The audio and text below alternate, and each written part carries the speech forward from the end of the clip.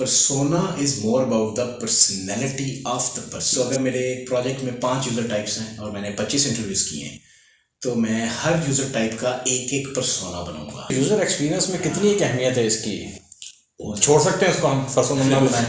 बिल्कुल नहीं, क्योंकि हमारे पास जो यूज़र पर्सोनास बनते हैं उसमें सिर्फ यूज़र्स का ही बनाया जाता है और स्टेक होल्डर्स का भी बनाया जाता है, क्या किया जाता है? नुकसान पहुंचाने वाला स्टेक होल्डर वो होता है जिसकी पावर भी नहीं होती और इंटरेस्ट। हर पर्सोना दूसरे से फ़र्क हो सकता है। तो यूज़र पर्सोना में बिहेवियरल वेरिएबल्स होते हैं, डेमोग्राफिकल वेरिएबल्स। मार्केटिंग के लिए जो पर्सोना बनते हैं ना, वो एक डिफरेंट पर्सोना है। User researchers from the Gillette ये इंडिया पहुंचे, वहाँ पे एक इमर्जन एक्सरसाइज की। इमर्जन में you have to live with the people. आज पता चला कि ये एक रात का $1,000 पे करेंगे तो मेहमान तो भगवान होता है। वो इस तरह की बातें शुरू हुई। ज़्यादा करें, पानी ज़्यादा हुआ तो हमारी प्रोडक्ट बिकेगी। इट्स अ कमर्शियल सर्विस जिसको सॉरी टू से सोशल चेंज के नाम से बेचा जाता है। ठीक है, ये इन्फॉर्मेशन बहुत अहम है, उसको पर्सोना के अंदर ऐड होना चाहिए। यूज़र पर्सोना जो है उसको गोल्स के साथ मैच करना पड़ता है। और बड़े लेवल के प्रोजेक्ट बना रहे हो तो आपको यूएक्स विजन बिल्ड करना होता है कि यूएक्स विजन हमारा क्या होगा। फिर जो यूज़र पर्सोना बनता है उसमें आइटरेशंस चलती रहती हैं हमेशा। पर्सोना से अगली जितनी एक्सरसाइज हैं वो तमाम रिकर्सिव हों। मैं हूं आपका होस्ट ज़िशानुर रहमान। हमारे साथ आज वंस अगेन जुल्करन अंसारी मौजूद हैं और किसी तारुफ के मोहताज नहीं। हम आज बात करेंगे एक अच्छा यूज़र पर्सोना कैसे बना सकते हैं। तो कैसे जुल्करन अंसारी साहब आप? बिल्कुल ठीक, वालेकुम अस्सलाम। आप सुनाएं कैसे हैं? अल्हम्दुलिल्लाह ठीक ठाक। तो कुछ बताना शुरू करें ना हमें कि कैसे अच्छा एक यूज़र पर्सोना बना सकते हैं। अच्छा यूज़र पर्सोना, पहले तो हमें मेरा ख्याल से डिफाइन करने की ज़रूरत है कि पर्सोना कहते किसे हैं। बिल्कुल, अगर ये टर्म निकली है तो ये पर्सन से निकली है। पर्सन और पर्सनैलिटी उर्दू में कहेंगे शख्स और शख्सियत। सो शख्सियत शख्स से जुदा भी होती है और मुल्हिक भी होती है।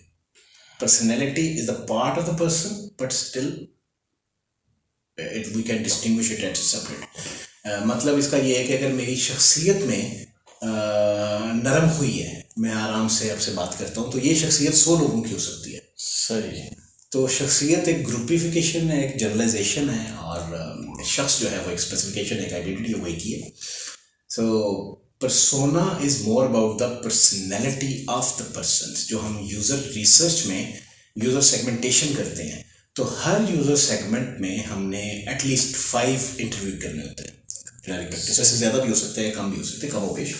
तो 5 आइडियली आप करते हैं इंटरव्यू। तो अगर मेरे प्रोजेक्ट में 5 यूज़र टाइप्स हैं और मैंने 25 इंटरव्यूज़ किए हैं तो मैं हर यूज़र टाइप का एक एक पर्सोना बनाऊंगा जो उन 5 यूज़र्स को जिनके मैंने इंटरव्यू किए थे सही, उसकी पर्सोनिफिकेशन बनेगी। सो हम उसको एक नाम दे देंगे, लेट्स से रफ़ीक नाम दे दिया तो, या बुशरा नाम दे दिया। So that is a persona जिसके लिए हम ऐप बना रहे हैं, ताकि through out the journey of the research, ideation और डिज़ाइन आप जब भी बात करें तो आप कहें कि ये काम बुशरा को पसंद था, या ये बुशरा के लिए गोल अचीव किया, रफ़ीक का ये गोल अचीव हुआ। So you can be emotional connected with the persona जिसके लिए आप काम कर रहे हैं। Definition of the persona. तो यूज़र एक्सपीरियंस में कितनी एक अहमियत है इसकी? छोड़ सकते हैं उसको हम पर्सोना ना बनाएं? बिल्कुल नहीं, क्योंकि हमने बात ये की थी कि पहला स्टेप है यूज़र एक्सपीरियंस का, वो एम्पैथी होता है। वो एम्पैथी किसकी? यूज़र की। और आप उसको उस पर्सोना के साथ अलाइन करते हैं कि ये हमारा पर्सोना है जिसको ये इन्फॉर्मेशन चाहिए, तो बिल्कुल भी आप छोड़ नहीं सकते। It's must definition. सही। तो हमारे पास जो यूज़र पर्सोनास बनते हैं उसमें सिर्फ यूज़र्स का ही बनाया जाता है और स्टेक होल्डर्स का भी बनाया जाता है, क्या किया जाता है? हाँ, okay, interesting question. So type of the users आपके जो एप्लीकेशन का इस्तेमाल करेंगे, जो प्रॉब्लम से लड़ रहे हैं। स्टेक होल्डर की जो टाइप ऑफ यूज़र है, स्टेक होल्डर का आप एक्सरसाइज करते हैं जिसे हु इज़ हु कहते हैं। हु इज़ हु वो एक्सरसाइज है जिसमें आप जानते हैं कि स्टेक होल्डर मैपिंग के लिए यूज़ होती है कि आपका स्टेक होल्डर कौन है, उसकी पिक्चर आ जाती है, उसका नेम आ जाता है, और उसकी पावर इंटरेस्ट मैट्रिक्स के लिए इस्तेमाल होता है। पावर इंटरेस्ट मैट्रिक्स में ये होता है कि आप एक ग्रेड बनाते हैं ऐसे स्टेक होल्डर जिनकी पावर हाई, इंटरेस्ट भी हाई है यूज़र एक्सपीरियंस की प्रैक्टिसेस में। एक ऐसा स्टेक होल्डर है जिसकी पावर हाई है लेकिन इंटरेस्ट नहीं है। एक ऐसा स्टेक होल्डर है जिसकी इंटरेस्ट हाई है, पावर नहीं है। और एक ऐसा स्टेक होल्डर है जिसकी ना पावर है ना इंटरेस्ट है। ये सबसे ज़्यादा यूज़र एक्सपीरियंसेस को नुकसान पहुंचाने वाला स्टेक होल्डर वो होता है जिसकी पावर भी नहीं होती और इंटरेस्ट भी नहीं होता। और आपका सारा यूज़र एक्सपीरियंस की रिसर्च उसी को जवाब देने में गुजर जाती है। सो इंटेलेक्चुअली आपने देखना है कि मैंने इसको डील कैसे करना है।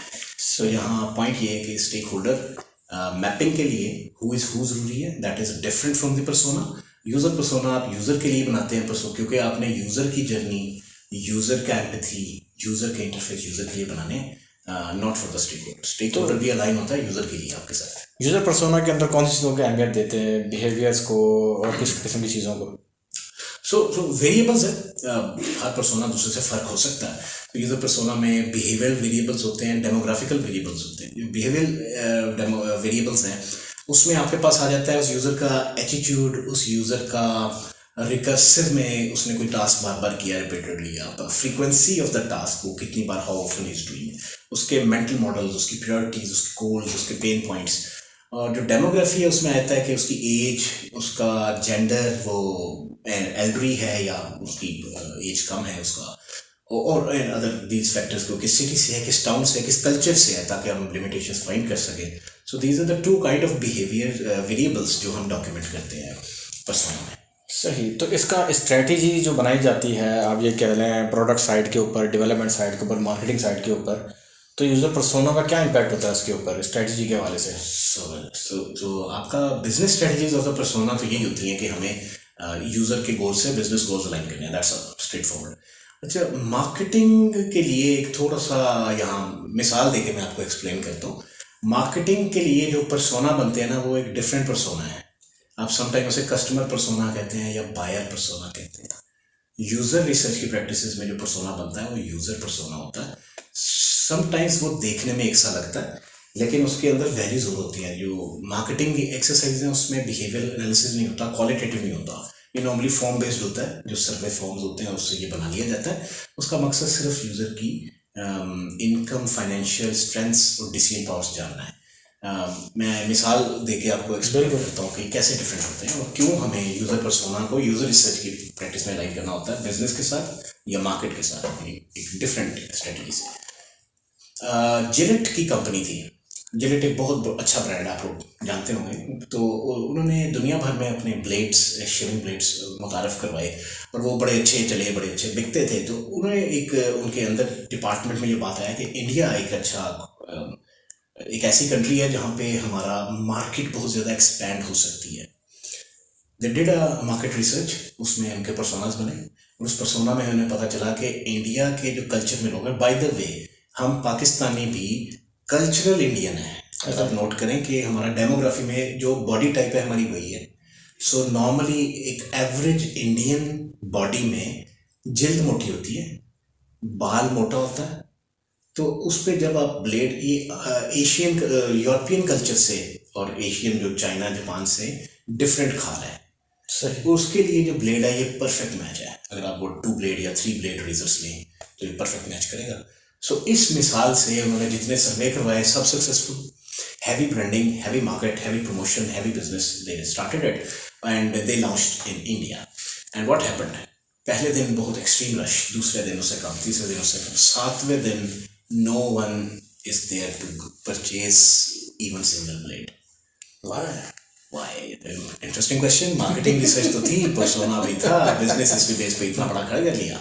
So user research क्यों जरूरी होती है user persona के लिए? फिर then they user researchers from the Gillette ये इंडिया पहुंचे, वहाँ पे एक इमर्जन एक्सरसाइज की। आपने पिछले पॉडकास्ट में पूछा था कौन सी एक्सरसाइज इंपॉर्टेंट है, तो मैंने कहा था डिपेंड अपॉन द सिचुएशन। तो ये सिचुएशन ऐसी थी कि इतना कुछ कंपनी खर्च कर चुकी है, अब यूजर रिसर्च कर रहे हैं, तो क्या कार्ड सॉर्ट करेंगे, फिर क्या करेंगे। So they adapted the immersion.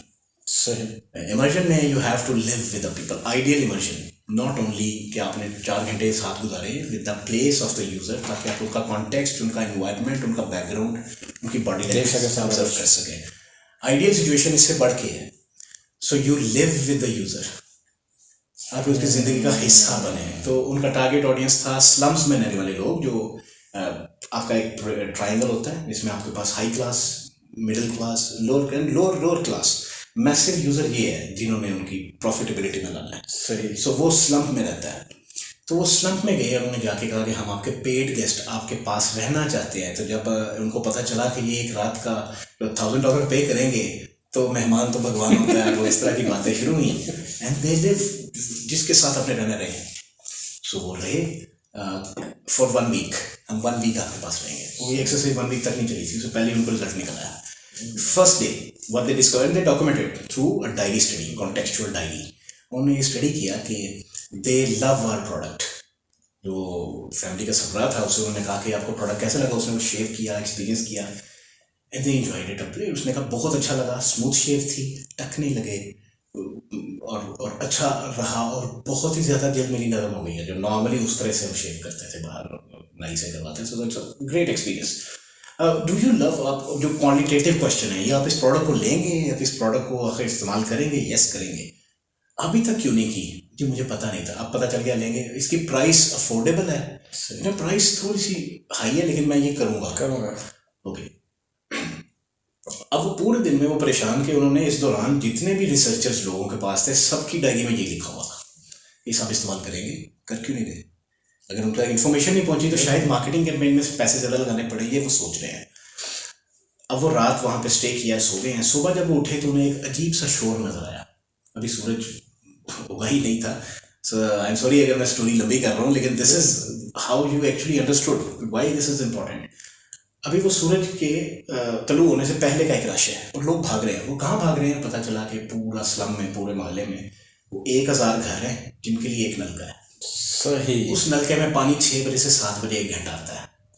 इसी दौरान वहाँ 4 वॉशरूम है, वो पैक हुए हैं, वॉशरूम यूज़ कर रहे हैं लोग। नलकों से घरों में पानी भर रहे हैं, बर्तन धोने के लिए, कपड़े धोने के लिए एंड डूइंग दिस। आपने खानों में देखा होगा शादी ब्याह में कि प्लेट लेके खाना डाल के कई लोग वापस नहीं आते, वहीं खा रहे होते हैं कि मैं अगली भी यहीं पे भर लूँ।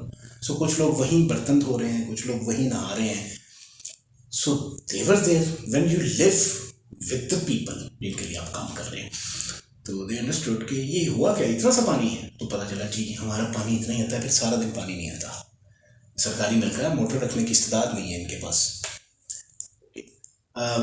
शेव के लिए कितना पानी चाहिए? अब ये सवाल उठा, इससे पहले सवाल जहन में नहीं आया। सही। सवाल प्रॉब्लम क्या आया कि इनके पास पानी नहीं है। अब आपका मसला कुछ और हो गया, सोशल चेंज, पानी दें।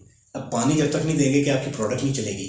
ओके, वो पैरेलल चलाएंगे। सर्विस डिज़ाइन का ये प्रोडक्ट डिज़ाइन सर्विस डिज़ाइन से फ़र्क होती है। सही। सर्विस डिज़ाइन का चैनल एनजीओज लॉन्च करें, पानी ज़्यादा करें। पानी ज़्यादा हुआ तो हमारी प्रोडक्ट बिकेगी। इट्स अ कमर्शियल सर्विस जिसको सॉरी टू से सोशल चेंज के नाम से बेचा जाता है, लेकिन this a social change. NGOs build की गई पानी के लिए। सही। अब देख लीजिएगा, ये उसी साल की हिस्ट्री है। सेकेंड, इसके बाद क्या किया गया? जो एक्चुअली वर्क है, आपको जो प्रोडक्ट डिज़ाइन के लिए डाटा मिला है उसके लिए फर्दर उसको एक्सप्लोर करना चाहते हैं, डीपली इमोशनल कनेक्शन। तो दे फाउंड कि यार आपके पास शेव का पानी कितना होता है। So they shown them shoe polish. Shoe polish की जो डिबिया होती है ना, इतना पानी है हमारे पास शेव करने के। नाउ द प्रॉब्लम अगर okay, now that is a touch point. जब आप शेव करते हैं तो आपके बाल आपके ब्लेड में फंस जाते हैं, और अगर 3 ब्लेड है तो 2 जगह फंसेंगे, बल्कि 4 जगह फंसेंगे।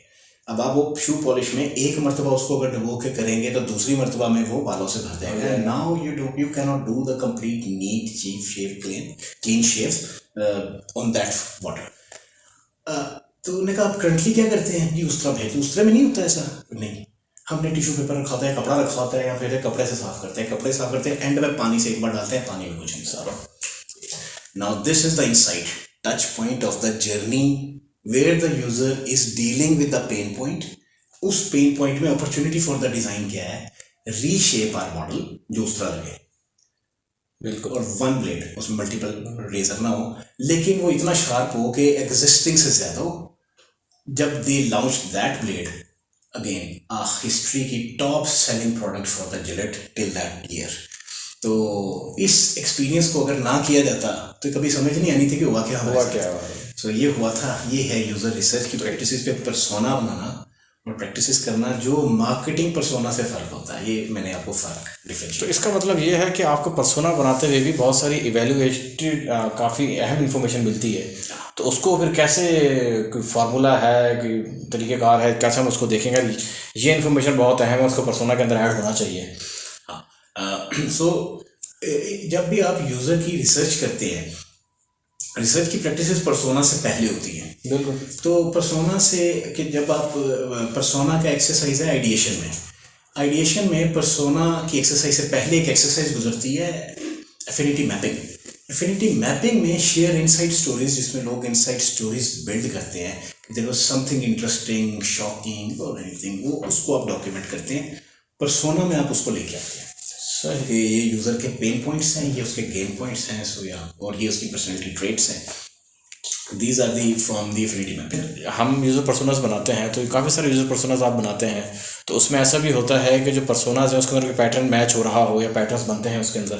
हाँ बिल्कुल। और जो पहली बात है, पैटर्न मैच होते हैं। जो अभी मैंने एफिनिटी मैपिंग की एग्जांपल दी, एफिनिटी मैपिंग में आपके पास थीम्स बनते हैं, तो थीम्स बनते हैं मैचिंग पैटर्न्स की बेस पे ही।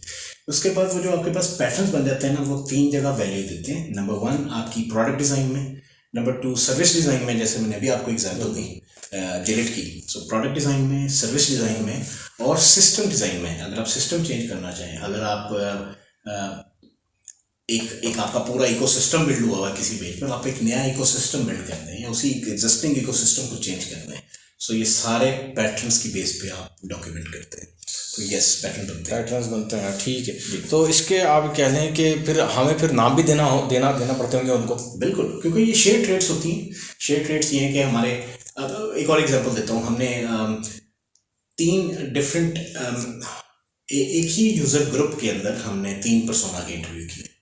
तो वो जो 3 लोग थे वो एक तरह की बात कर रहे थे किसी एक पॉइंट पे। तो वो बात हमारा एक शेयर्ड पैटर्न है कि ये इनका शेयर्ड पैटर्न है, हम उसको एक टाइटल दे देते हैं कि ये इस तरह से सोचते हैं। अगर वो कोई डिफरेंट बातें कर रहे हैं और तीनों ने डिफरेंट की हैं, फिर आप उसको प्रॉक्सिमिटी लगाते हैं, परसेंटेज लगाते हैं। फॉर इंस्टेंस, आप स्टूडेंट्स का अगर एक प्रोजेक्ट था तो उसमें हमने जो इंटरव्यू किए कि कितना, how often they take the loans, तो हमने 5 इंटरव्यूज़ किए, तो 5 में से 4 लोन लेते थे, एक नहीं लेता था।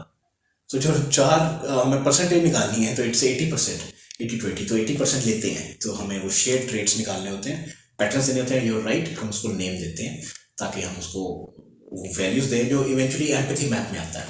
तो पर्सोना से अगली एक्सरसाइज। तो पैटर्न जो है इसके अंदर डेमोग्राफी भी आ सकती है, इसकी बेस के ऊपर पैटर्न्स बन सकते हैं।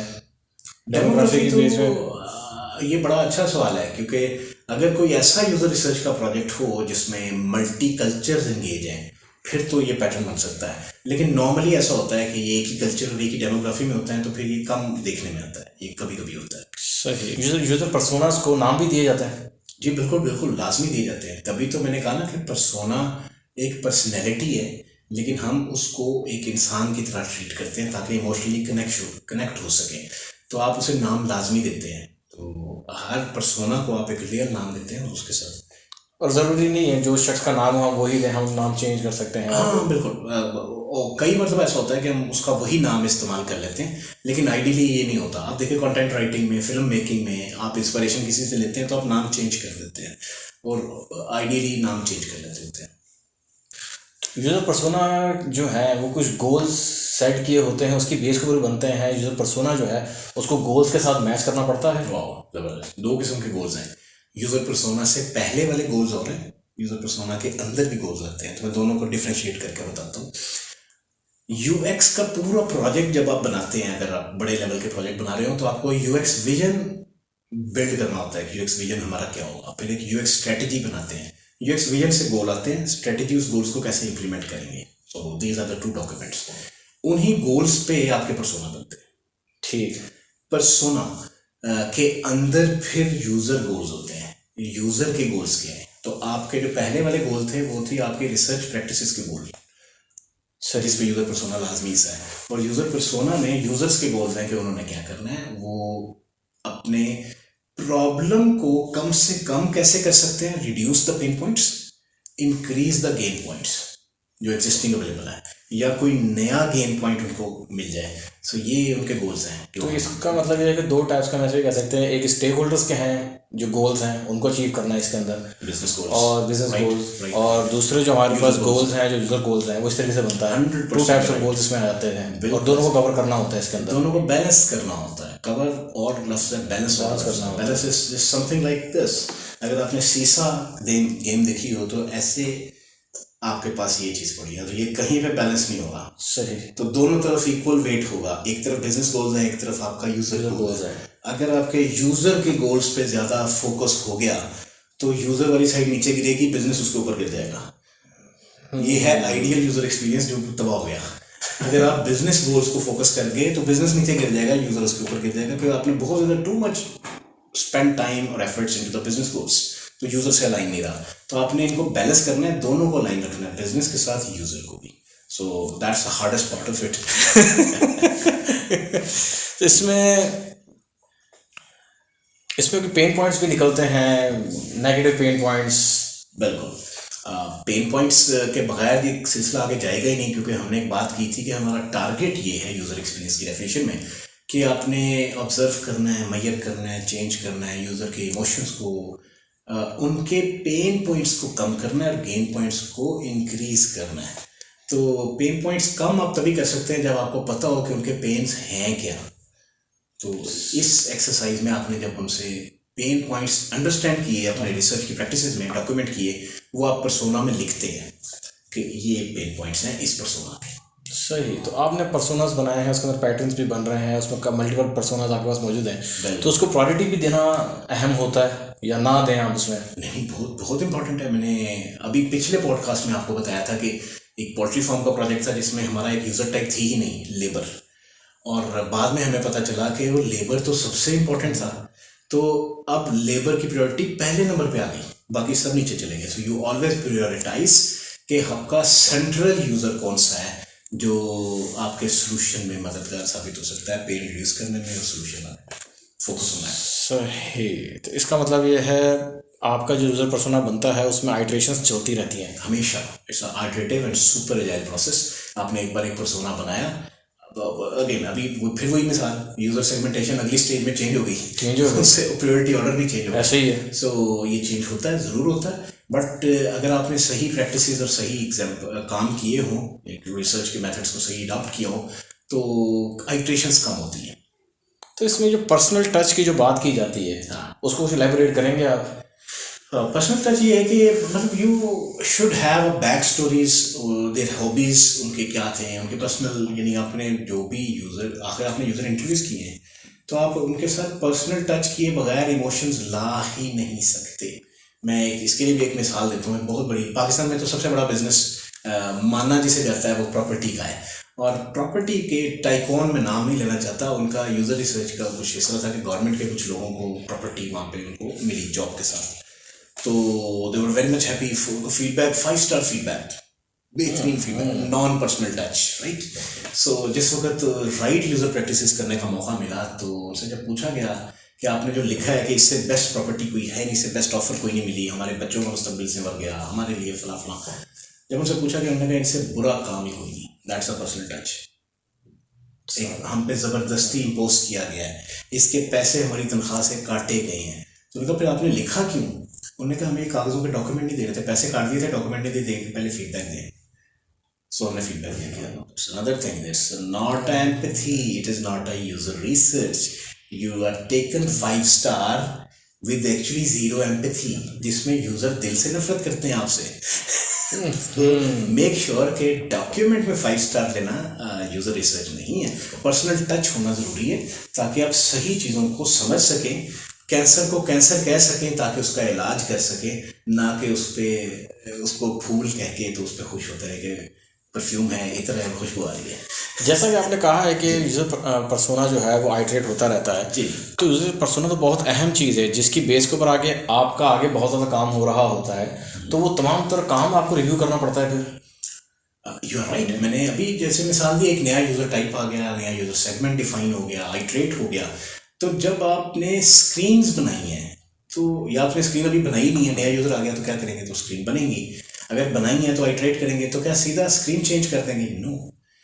पर्सोना से अगली जितनी एक्सरसाइज हैं वो तमाम रिकर्सिव होंगी, वो आपको तमाम दिखनी पड़ेंगी, और ऐसा नहीं है कि दोबारा स्क्रैच से शुरू करनी पड़ेगी। वो ऐसा होगा कि जैसे आपने उस पर्सोना की एम्पैथी मैप बनाया हुआ है, तो उस एम्पैथी में अगर कोई आइट्रेट हो गया है तो उस एम्पैथी में कोई 3 या 4 वैल्यूज शायद नहीं है, वो 3-4 वैल्यूज से जर्नी मैप में 2-3 स्टेजेस बढ़ी, या उसी स्टेज में कुछ वैल्यूज बढ़ गई, अपडेट हो गई। यूज़र गोल में हो सकता है कोई 2 गोल्स चेंज हुए और स्क्रीन में हो सकता है कोई 12 स्क्रीन चेंज हुई हो, तो इट ऑफनली हैपन, लेकिन पर्सोना से ऑनवर्ड सब चेंज होगा।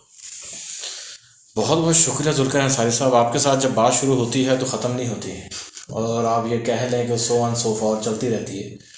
तो आज के पॉडकास्ट के लिए बहुत बहुत शुक्रिया, आपने वक्त दिया। नेक्स्ट पॉडकास्ट में आपके साथ मुलाकात दोबारा होगी। कुछ कहना चाहेंगे आप? जी बहुत शुक्रिया आपका भी। मुझे ये समझ नहीं लगी आपने आखिर में मेरी तारीफ़ की है या आपने अपनी फ्रस्ट्रेशन का इज़हार किया। बात कभी ख़त्म ही नहीं होती। This is who I am and this is how we should do.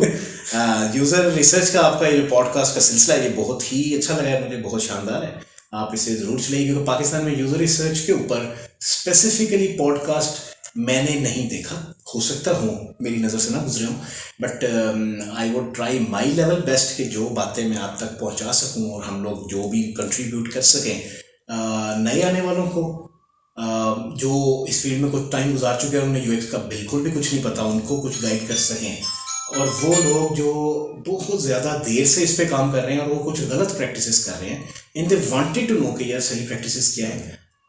और आखिरी वो यूज़र टाइप जिनको सारी प्रैक्टिसेस का पता है और सही प्रैक्टिसेस कर रहे हैं, लेकिन उनसे वो एग्जीक्यूट नहीं हो रहे। तो जहाँ पे हम वैल्यू दे सकते हैं, हम अपने चैनल के थ्रू आप लोगों को वैल्यू देने की कोशिश करते हैं। और थैंक यू वेरी मच। इंशाल्लाह मिलकर कोशिश करते हैं कि पाकिस्तान के जो लोग हैं उनमें अगर हम इस हवाले से कोई बेहतरी लेकर आ सकें, तो इसको कंटिन्यू रखते हैं और आपसे इंशाल्लाह मुलाकात होगी नेक्स्ट पॉडकास्ट में। ज़रूर। Thank you very much. Thank you. Okay, अल्लाह हाफिज़।